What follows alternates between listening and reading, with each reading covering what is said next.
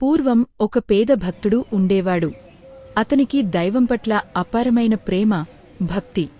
రోజూ గుడికి వెళ్లి స్వామిని దర్శించుకునేవాడు.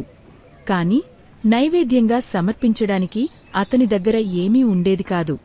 ఒకరోజు తీవ్రమైన మనసుతో గుడిలో అందరూ పండ్లో, పువ్వులో సమర్పిస్తుంటే తానొక సాధారణ ఆకును మాత్రమే తీసుకుని వెళ్లాడు. గర్భగుడిలోకి వెళ్లి ఆ ఆకును భక్తిశ్రద్ధలతో స్వామి పాదాల చెంత ఉంచి కన్నీళ్ల పర్యంతమయ్యాడు. స్వామీ, నాకున్నది ఇంతే, నా హృదయంలోని భక్తిని స్వీకరించు అని వేడుకున్నాడు.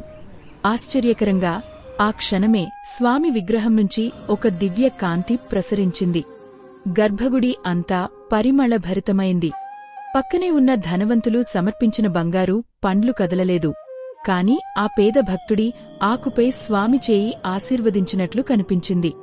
నిజమైన భక్తికి, నిస్వార్థమైన ప్రేమకు దైవం ఎప్పుడూ లొంగి ఉంటారు.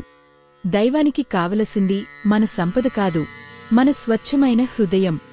ఆ ఒక్క ఆకుతో ఆ పేద భక్తుడు భగవంతుని హృదయాన్ని గెలుచుకున్నాడు. నిస్వార్థ భక్తికి మించిన నివేదన లేదు. ఇదే నిజమైన భక్తి మహిమ. ఇలాంటి మరిన్ని వీడియోలు చూడాలంటే మా ఛానల్ను సబ్స్క్రైబ్ చేసి పక్కనే ఉన్న గంట సింబల్ను నొక్కండి. ఈ వీడియో నచ్చితే లైక్ చేయండి, మీ స్నేహితులతో షేర్ చేయండి. మరో కొత్త వీడియోతో మీ ముందుకు వస్తాం. అంతవరకు సెలవు.